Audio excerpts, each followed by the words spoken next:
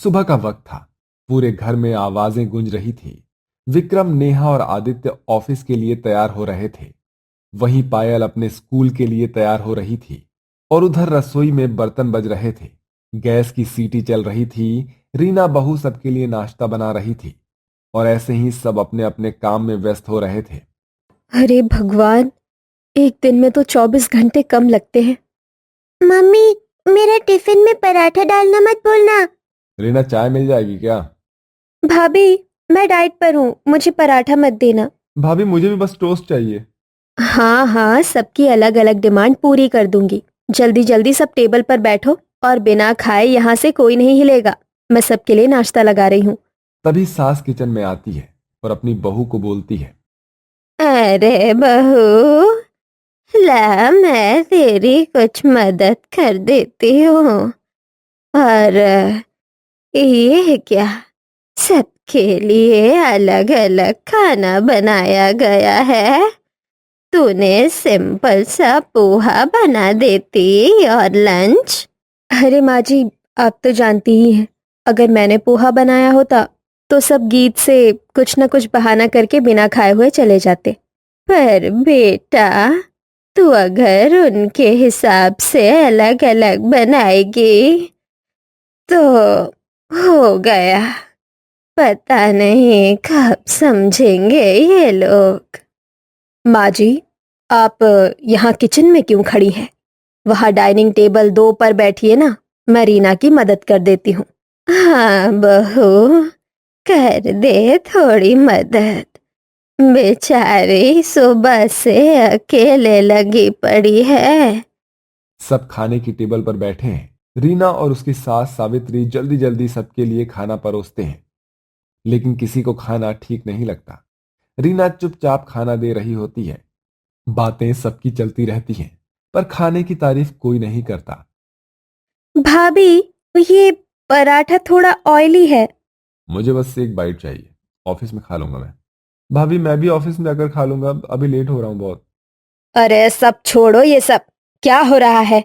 बहू ने इतनी मेहनत से सबके लिए बनाया है और तुम लोग बिना खाए ही चले जाओगे? किसी को भी खाने की कदर नहीं है। ये लोग जब भूखे रहेंगे ना, तब कदर समझेंगे। शायद दादी सच कह रही हैं, उन्हें खाना पसंद नहीं आया होगा। कोई बात नहीं, मैं फ्रिज में रख देती हूँ। रीना उदास होकर सारा बचा हुआ खाना लेकर किचन में जाती है और उदास होकर खाने को देखती है। और वो सोचती है कि मैंने इतनी मेहनत से ये सब बनाया, फिर भी सब लोग छोड़कर चले गए, वो भी बिना खाए। फिर से खाना बच गया। बेटी, इसे बर्बाद मत कर, पड़ोस की सुनीता को दे आ।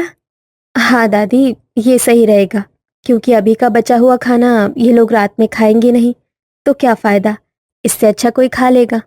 रीना सारा खाना पैक करके पड़ोस की सुनीता को देने उसके घर जाती है।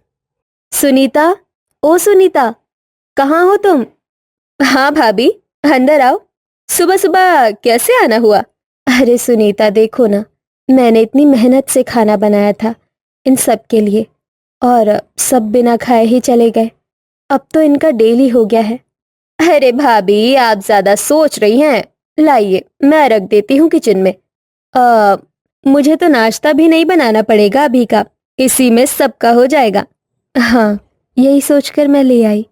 अच्छा किया आप ले आई, ऐसे खाना बर्बाद होता वरना। मैं चाय बनाती हूँ, बैठिए आप। अरे नहीं सुनीता, अभी मैंने चाय पी है जस्ट। चलती हूँ मैं, सारा काम ऐसे ही पड़ा है और किचन भी फैला हुआ है। ठीक है भाभी, फुर्सत में आना। हाँ हाँ जरूर। ऐसे ही रोज खाने पीने को लेकर विक्रम, आदित्य और नेहा थोड़े नखरे करते हैं और ऑफिस जाते थे तो ज्यादातर बाहर से ही खाना पसंद करते थे। ऐसे ही दिन बीतता जाता है और आदित्य की शादी एक सोनम नाम की सुंदर और सुशील लड़की से तय हो जाती है और जोरों शोरों से तैयारियां शुरू हो जाती है। फिर घर में शादी का माहौल था। आदित्य की शादी हो रही थी और अगले दिन नई बहू सोनम घर आती है। सभी खुश थे और रीना को एक नई साथी मिल गई थी। ऐसे ही सुबह का समय था। लाइए दीदी, मैं आपकी मदद कर दूं? अरे नहीं, तुम नई दुल्हन हो, अभी आराम करो।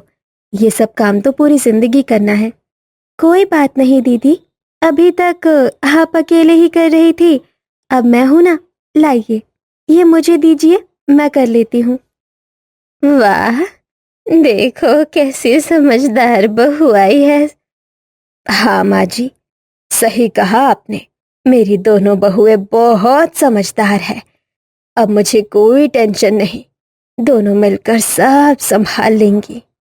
बस सब ऐसे ही खुश रहे, यही काफी है। अब रीना और सोनम दोनों मिलकर घर का सारा काम करती। सुबह से शाम तक खाना, सफाई, कपड़े, सब कुछ वो संभालती हैं। लेकिन घर के बाकी लोग अब भी बेपरवाह थे। सोनम, कितनी मेहनत लगती है ना सबके लिए खाना बनाने में। दीदी, हाँ, और सब ढंग से खा भी नहीं रहे। इतने में सुनीता के पास फोन आता है।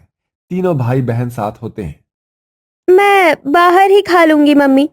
आज मीटिंग देर से है, खाना मत बनाना मेरे लिए। मैं भी दोस्तों के पास जा रहा हूँ, तो मैं वही खा लूंगा। उनके साथ मेरे लिए भी मत बनाना। दीदी, लगता है हमें भी छुट्टी ले लेनी चाहिए। ठीक है, जैसा तुम्हें ठीक लगे बेटा। दादी सास और सास एक दूसरे की तरफ देखते हैं। फिर रात को सबके सो जाने के बाद दादी सास और सावित्री दोनों बैठती हैं। दोनों ने बहुओं की मेहनत पर बात की। सास को एक विचार आया। हमारी बहुएं सुबह से रात तक खटती है, पर कोई नहीं समझता।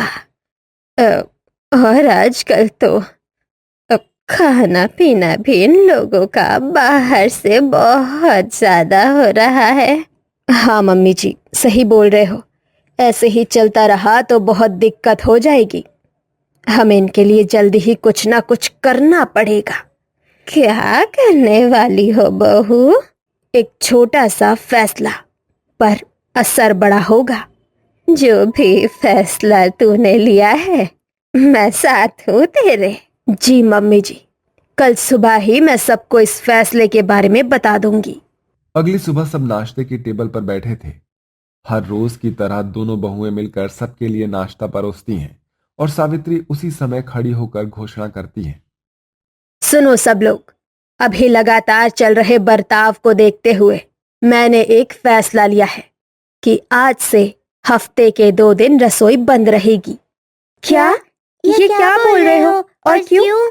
मम्मी जी, ये कैसे चलेगा? लोग खाएंगे कैसे ऐसे में? बिल्कुल चलेगा। बहुओं को भी आराम चाहिए। इन ऑफिस जाकर काम करने वालों की अलग रविवार को छुट्टी रहती है, तो बहुओं की क्यों नहीं? बहुओं को भी तो आराम चाहिए ना। तो हम खाएंगे क्या? अब यही तो सीख मिलेगी। आप लोग ज्यादातर बाहर का खाते हो, जो आप लोगों के लिए बिल्कुल सही नहीं है। हर बहुएं भी शाम को घूम लिया करेंगी। सुबह सब उठे तो घर में सन्नाटा था। न गैस जल रही थी, न चाय बन रही थी। सबके चेहरे पर परेशानी साफ झलक रही थी। अरे मेरी चाय कौन बनाएगा? भाभी कहाँ है? आज छुट्टी है, मम्मी जी का आदेश। तो फिर मैं बाहर से मंगवा लूंगा। बाहर का खाना इतना बुरा लग रहा है? अब समझे घर के खाने की कीमत। दोपहर तक सबको भूख लग चुकी थी। किचन बंद था, बाहर का खाना ठंडा था। सबको पहली बार रसोई की अहमियत महसूस हुई। अब तो घर का ही खाना चाहिए। भाभी, थोड़ी दाल बचा दो ना। नहीं नहीं, आज छुट्टी है। अब समझ में आया कि खाना बनाना आसान नहीं है। हाँ, हर रोज इतना काम करना बड़ी बात है। यही तो सीख है बच्चों। शाम होते होते सबको खाना खुद बनाना पड़ा। अब रसोई जैसे हिल गई थी। अरे ये तो कोयला बन गया। मैंने नमक ज्यादा डाल दिया। चाय में चीनी भूल गया। अब तो आप सब बहू बनने वाले हो। बहुए देविया है, याद रखना। लगता है सबको सबक मिल गया। अब सबको एहसास हो गया था कि खाना बनाना खेल नहीं है। सभी ने बहुओं से माफी मांगी। रीना, मुझे माफ करना। अब से मैं भी घर के काम में मदद करूंगा। भाभी, आपके हाथ का खाना सबसे बेस्ट है। अब बाहर का नहीं, घर का हम लोग खाना खाएंगे। अब मजा आएगा। देखो, रसोई बंद करने से सब खुल गया। सोच का दरवाजा। सही कहा बहू। अब सबको मालूम था कि आज रसोई बंद है, पर इस बार सबने मिलकर एक सरप्राइज प्लान किया। आज हम बहुओं के लिए खाना बनाएंगे। मैं सलाद बनाऊंगी। मैं चाय तैयार करता हूँ। वाह, अब तो घर स्वर्ग बन गया। ये सब मेरे लिए? हाँ दीदी, अब आपकी बारी आराम करने की। पूरा परिवार एक साथ बैठा। सभी हंस रहे थे। रसोई से खुशबू नहीं बल्कि अपनापन आ रहा था।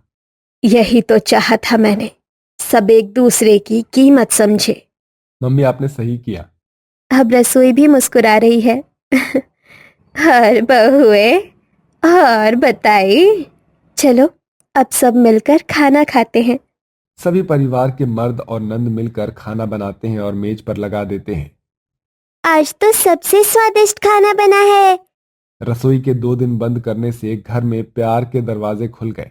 सबको समझ आया कि घर चलाने में बहुओं की मेहनत सबसे बड़ी होती है। जो घर की देखभाल करती है और वो असली सुपर हीरो होती हैं। अब से हर कोई एक दूसरे का साथ देगा और हर काम में बराबरी होगी। यही तो असली परिवार होता है, और यही असली खाना, प्यार से भरा हुआ। वाह दादी, क्या बात कही।